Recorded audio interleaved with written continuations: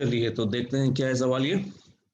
A hollow cone floats with its axis vertical up to one third of its height in a liquid of relative density 0.8 and with its vertex submerged। मतलब कहने का मतलब ये है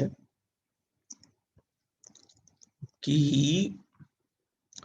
ऐसा कुछ diagram बन रहा है, ठीक है ना। इसका जो है कितना हाइट सबमर्ज्ड है, the height submerged is h/3, ठीक है।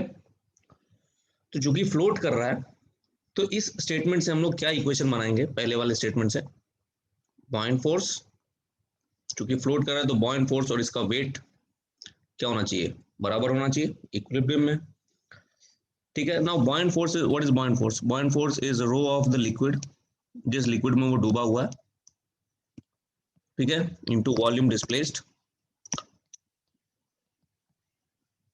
Into g, that is equal to weight. Weight कितना हो जाएगा, रो ऑफ द सॉलिड, जो जिस मटेरियल से वो बना हुआ है, इनटू टोटल वॉल्यूम इनटू जी।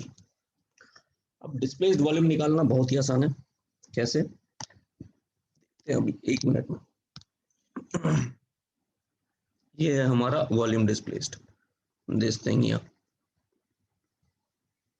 अब डिस्प्लेस्ड वॉल्यूम निकालना बहुत ही आसान है, कैसे, ये जो डिस्प्लेस्ड वॉल्यूम है वो भी एक कोन ही है ना,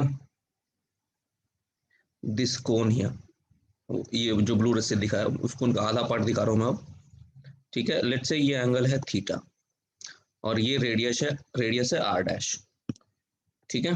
सो ये रेडियस आर डैश है और जो हमारा कोन है, जो फुल कोन है, उसका रेडियस हम आर मान लेते हैं, ठीक है।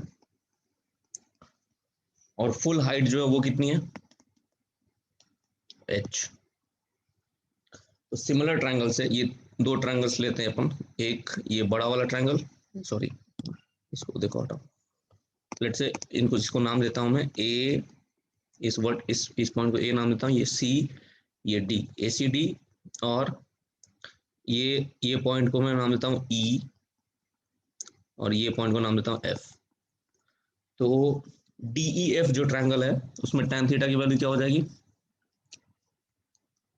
आर डैश बाई h/3, और जो ट्रायंगल ए सी डी है, ये वाला ट्रायंगल,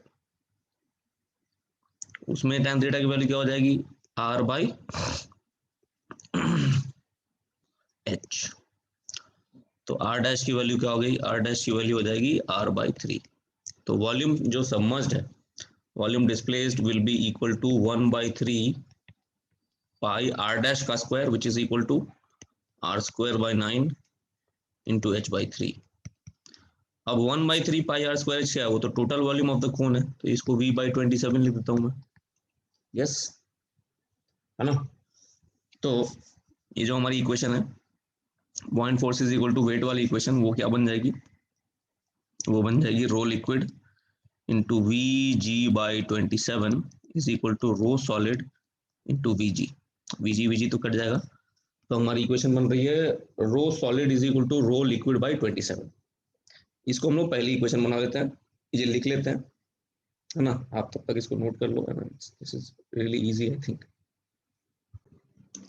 तो ये है हमारा equation number 1, rho solid is equal to rho liquid by 27। अब बढ़ते हैं दूसरे स्टेटमेंट की तरफ, दूसरा लिक्विड भरते हैं इसमें, रिलेटिव डेंसिटी जिसकी रो है, इसकी डेंसिटी रो नहीं है, इसकी रिलेटिव डेंसिटी रो है, ठीक है, ये ध्यान रखना, is filled into up to 1/3 of its height. तो 1/3 ऑफ इट्स हाइट मतलब ऐसा है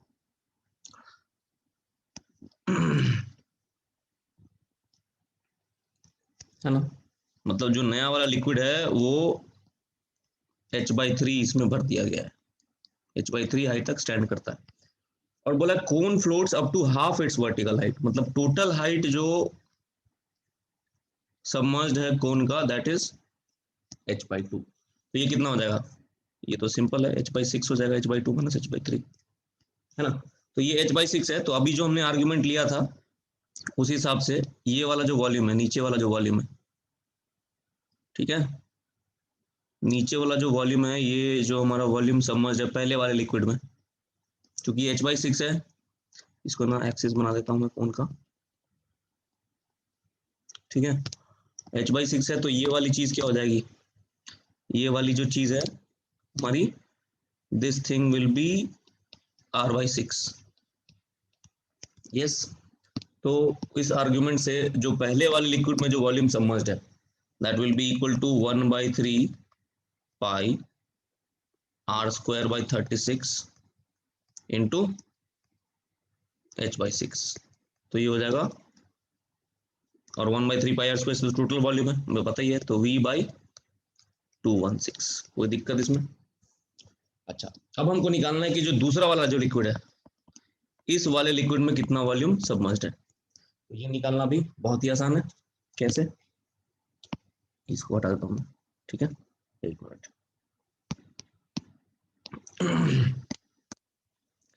ये वाला जो वॉल्यूम सबमर्ज्ड है हमको ये निकालना है, ठीक, सिंपल सी चीज है, बहुत ही आसान है।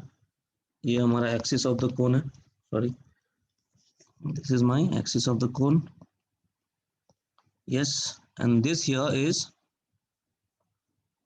चूंकि ये टोटल हाइट h/2 है तो वही सिमिलर ट्रायंगल या वो tan थीटा वाला जो है जो हमने अप्रोच लिया था, उस हिसाब से ये कितना हो गया, ये हमारा r/2 हो जाएगा, ठीक है। तो ये जो टोटल वॉल्यूम सबमर्ज्ड है, इसको ग्रीन से डिमार्केट कर रहा हूं मैं, total volume submerged, this thing,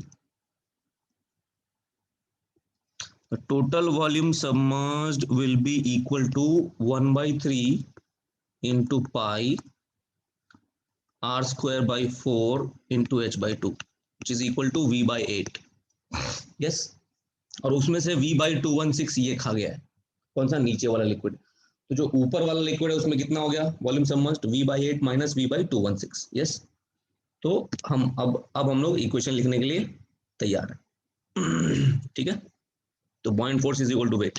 अब इस वाले लिक्विड का डेंसिटी हम मान लेते हैं, लेट्स से इस वाले ऊपर वाले लिक्विड की density, actual density its let's say rho dash, तो buoyant force is equal to weight, लिखते हैं रो डैश इंटू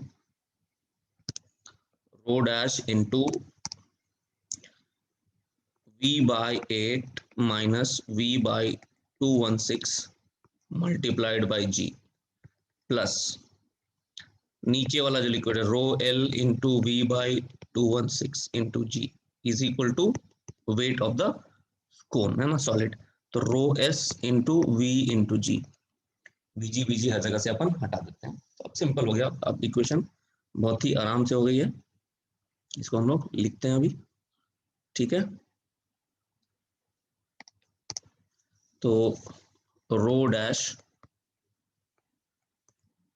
इसको एक काम करते हैं, इसको वैसे रहने वीजी हटा देते हैं, ये हो गया 1/8 minus 1/216 plus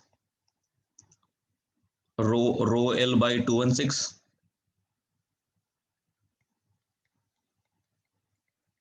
is equal to rho S, है ना, ये वीजी हट गया, तो रो एस की वैल्यू कितनी है, रो l/27, तो रो l/27 लिख दिया हमने। अब क्या है, अब तो बहुत ही आसान है, यहाँ पे लिख रहा हूँ मैं ऊपर, ठीक है, रो डैश इंटू 1/8 अगर हम कॉमन ले लें इसमें से, तो 1 माइनस 1/27 आता है, यस, 160 56 216 करेक्ट है, is equal to rho l/27, sorry, rho l/27, इसको उधर 1 माइनस 1/8, यस। अब इसको और सिंप्लीफाई करते हैं, है ना, इसी इक्वेशन को मैंने यहाँ पे लिखा रीअरेंज करके, ठीक है, जस्ट मैथमेटिक्स और कुछ नहीं, सिंपल। अब इसको और सिंप्लीफाई कर लेते हैं, है ना, so this will give us row dash bye 8 into 26/27 is equal to rho L into 7 by 27 into 8. yes 27 into 8 खत्म दोनों साइड से, तो रो डैश की वैल्यू क्या आ रही है, रो एल इंटू 7/26. yes इसको हटा दे रहा हूँ, rho dash is equal to rho L into 7/,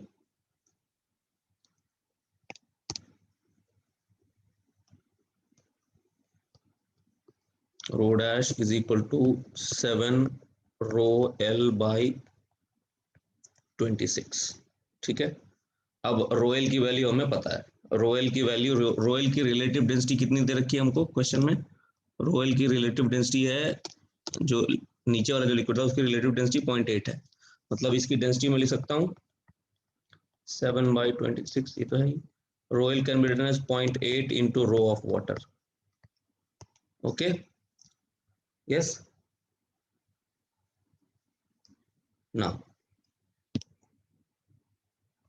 इसको और सिंप्लीफाई करते हैं. ठीक है, तो और सिंप्लीफाई करेंगे तो हमको मिलेगा rho dash by rho W. Yes so rho dash by rho W, यही तो है स्पेसिफिक ग्रेविटी नए वाले लिक्विड का, which is rho, which is equal to 5.6 divided by 26. Yes है ना, तो 5.6 divided by 26 and this will come out to be around I think 2.1. let's see क्या आता है. ठीक है, so this comes to be around 0.21. ये हमारा आंसर है, ये मुझे लग रहा है थोड़ा टाइपो वाइपो है इधर. ठीक है, the answer will not be this 2.1, the answer will be 0.21. this will be the answer. Simple as that.